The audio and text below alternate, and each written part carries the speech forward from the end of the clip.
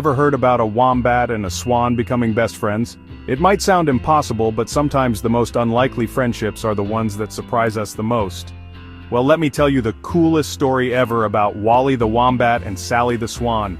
Two animals you'd never expect to see hanging out.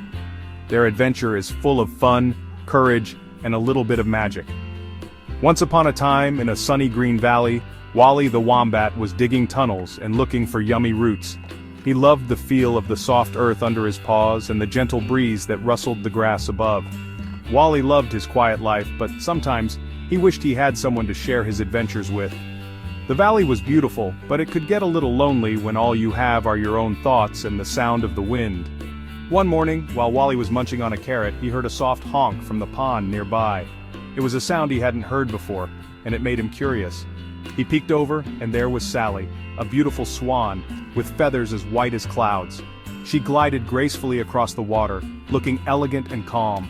Wally waved his little paw, hoping to say hello, but Sally looked shy and swam away. She wasn't used to meeting new animals, especially not a friendly wombat waving from the shore. The next day, Wally had an idea. He thought, maybe if I show Sally something fun, she'll want to be friends. He left a trail of crunchy leaves leading from the pond to his favorite tunnel. He picked the brightest, tastiest leaves he could find, hoping Sally would notice. Sally followed the trail, curious and a little bit hungry. She waddled along, her webbed feet making soft sounds on the grass, wondering who had left her this tasty path. When she reached the tunnel, Wally popped out and said, "Hello, wanna be friends?" He smiled his biggest, friendliest smile, hoping Sally would say yes. Sally smiled and nodded, and just like that, their friendship began. It was the start of something wonderful neither of them expected. They played games together every day.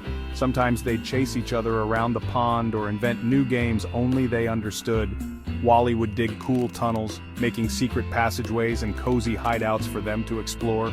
And Sally would splash water to make mud puddles, turning the valley into a playground of squishy fun. Wally loved rolling in the mud, getting his fur all messy and cool on hot days, and Sally liked floating on top, making funny faces and silly noises to make Wally laugh. Sometimes they'd race around the pond, Sally swimming fast, her wings flapping with excitement, and Wally waddling as fast as he could. He might not have been the fastest, but he always gave it his all. No one ever won, but they always laughed and cheered for each other. Their games were never about winning, but about having fun together. They even shared snacks, with Sally nibbling on water plants and Wally crunching on roots, always making sure to save a little for the other. One day, a big storm blew in.